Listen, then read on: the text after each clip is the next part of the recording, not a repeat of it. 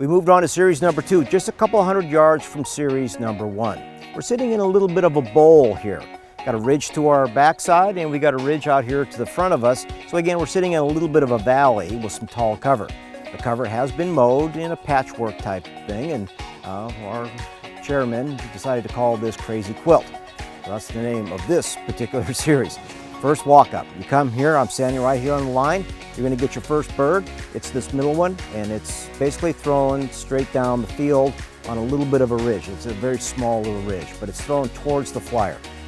Flyer, which is down the field, and your longest bird, it is your flyer, and again, that's number 2. And then we're gonna swing back over to the left, and right here behind this big tree, you will get your go bird. Your go bird's gonna come out behind that tree, and it's gonna be thrown in some of that taller cover patchwork that's sitting up there. Once you accomplish all 3 marks, you're going to be invited, hopefully, to run the land blind. The land blind is under the arc of the walk-up bird, as you can see in the graphic. It's under the arc, and it's basically rolling up to the top of that ridge line behind the walk-up bird.